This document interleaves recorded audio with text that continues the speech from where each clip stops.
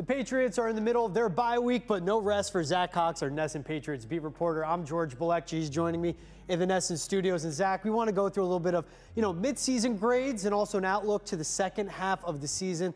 With the Pats in their bye right now, we see the offensive line banged up. We see the offense overall just in a rut. Who do you think needs this break in the season the most for the Patriots? I think both of those ones that you just mentioned. I mean, the offensive line has really been a mess these last couple of weeks, and the offense overall, it just isn't clicking, I think, the way that anybody within the Patriots organization really wants it to right now. I think a lot of that starts with that offensive line. And I think getting David Andrews back after this bye week, which we should see him back when they play the Jets next weekend. He was back at practice this week. I think that should go a long way toward kind of stabilizing that unit because, yes, it has looked very bad lately. But if you look back over the previous month or so, we were talking, saying, man, maybe some of those O-line concerns that we had in the preseason, maybe those were a little bit overblown because it was not a dominant-looking unit, but it was certainly a lot better than it has been lately. They still have to figure out the right tackle spot, though. Getting Andrews back is not going to help from that perspective. So I think those are the top priorities.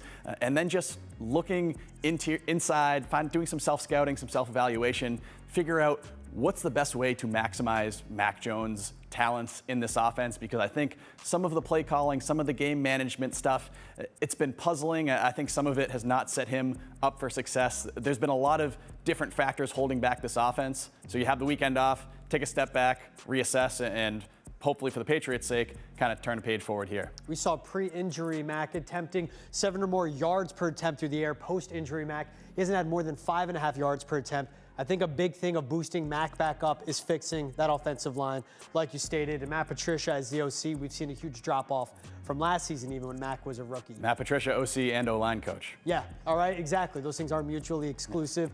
We'll see Yannick adjust at right tackle, too. Now, I want to start with some good now. Going into this bye and at this point in the season, who's been the biggest surprise, a good surprise for you when it comes to the Patriots? I'm going to kind of point to a position group as a whole, and that's the Patriots cornerbacks.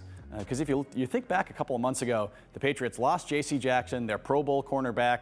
You could argue their MVP of last season, and they really haven't missed a beat. I mean, obviously Jackson had his struggles out in L.A. before he had that season-ending injury, but the Patriots' plan to replace him, it was really controversial at the time. This is always a team that's really relied on those star-caliber cornerbacks, and they don't really have one on this roster. But it hasn't mattered. Jonathan Jones has been really impressive as he's moved from that slot role into the starting outside cornerback role opposite Jalen Mills. Mills has had a little bit of issues this season. Some of the advanced stats aren't too kind to him, but I think he's been solid overall. And then Jack Jones, the rookie, really stepping up as that third cornerback, has been rotating in a lot with Jones and Mills. I think he is a Pro Bowler in the making, a star in the making. He's been PFF's #1 graded cornerback for about the last month or so. And I think you could see him kind of continue to ascend in the second half. So that group overall has really impressed me and certainly surprised me. And what about a bad surprise you've seen so far this season? I think it's some of the offensive things that we already mentioned, just with the way that Mac Jones has looked overall this season. And it's hard to almost evaluate it because there are so many factors contributing to it. The O-line has been banged up. There's the coaching turnover. Some of the play calling has been an issue. Some of the receiver separation hasn't been what you would want if you're the Patriots. But Mac Jones himself also just doesn't look as poised, doesn't look as confident, certainly hasn't taken care of the ball as well as he did for most of his rookie season last year. And at the end of the year, I think a lot of us were looking at Mac Jones saying, hey, all right, this is a guy that you could most likely build your offense around for years to come. Right now, it's been rough. I mean, you just look at some of these stats. He's basically at or near the bottom of the NFL in almost every quarterbacking stat: passer rating, QBR, interception rate, PFF grade, all of these across the board. I don't think that's all his fault, but the Patriots really need to find a way to get him back on track in the second half of this season. Let me say a good surprise I've seen, and it props up another bad surprise with the Patriots. Ramondre Stevenson led them in scrimmage yards the last 5 games, has 316 more rushing yards than Damian Harris, 5 less receptions than Jacoby Myers. To me, I see that a terrible reflection on the receiving group and how the tight ends have been used. Yeah, the tight end underutilization has been a bit of a surprise to me as well. You look at that, you look back to the season opener in Miami, they ran a ton of 12 personnel. Neither of those guys were especially productive in that game, but it seemed to signal kind of a shift where, okay, we didn't see a lot of 2 tight end sets from the Patriots last season after they spent all this money on Hunter Henry and Jonnu Smith. Maybe we're going to see that this year. And we really haven't seen either of those players involved very much in the passing game at all. I mean, both Smith and Henry are on pace for career worst in basically every receiving category. So I think that should be something that the Patriots really look hard at the second half, kind of during this bye week going into the second half. How can they get those players more involved? Because really this has been an incredibly top-heavy Patriots passing attack so far this year. You got Jacoby Myers. He's been great. He's having a career year. He's going to get paid this offseason, 40 catches so far. No other Patriots wideout has more than 15 catches through these first 9 games. You mentioned Ramondre Stevenson really stepping up in that pass catching role, and he's been great, but even he is not quite on the James White level of someone who can really be a major difference maker as a pass catcher.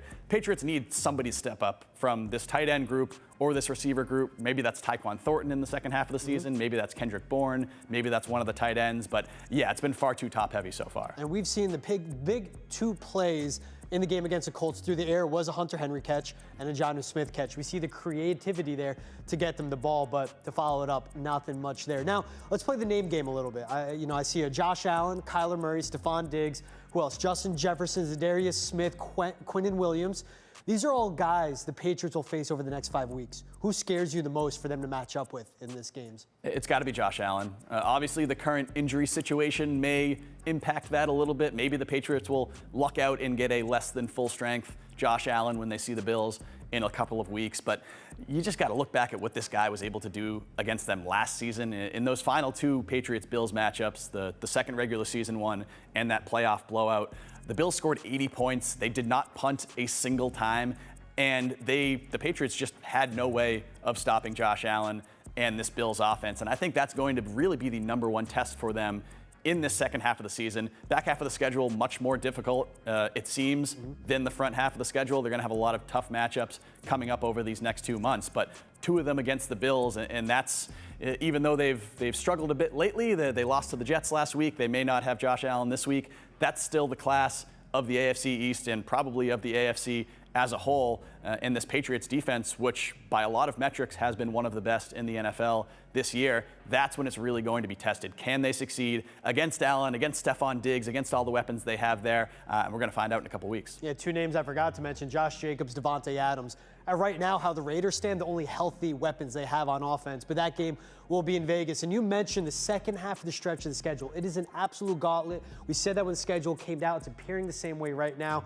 Coming out of the bye, they have the Jets, then it's going to be on the road, 4 straight primetime games. One of the primetime games will be home against the Bills. But what do you see the Patriots' record after this 5-game stretch they have coming up?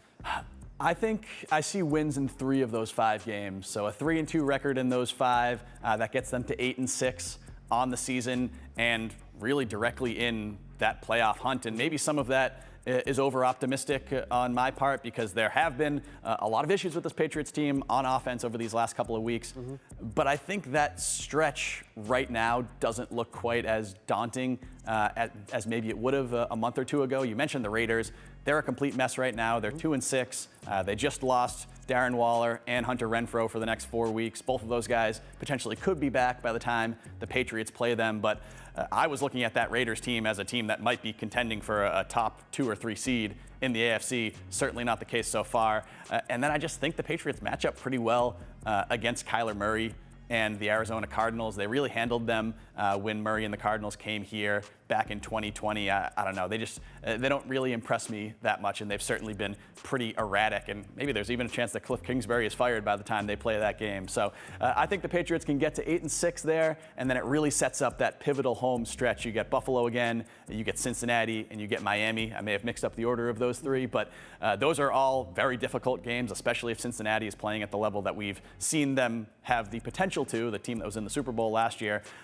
So it's really going to be a tough finish for the Patriots if they want to get back in the playoffs. But I do think they will be very much in that mix down toward the end of the season. Yeah, Bengals at home. Jamar Chase could be back by then. That'll be Christmas Eve. They have the Dolphins on New Year's Day. This offense is leaps and bounds different for the Dolphins, and they have Bradley Chubb compared to the season opener and the season in Buffalo against the Bills, like you said. So tough stretch coming up for the Patriots. Sitting in a good spot, 5-4. Zack Cox, you got more optimism than me. I give the Pats 2 more wins to close out the season. We'll see how it goes.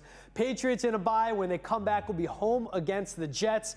The guy to keep it locked in the whole time through, Zach on Twitter, and everything you need to know for the Pats. Zach, thanks for coming in, bro. Thank you.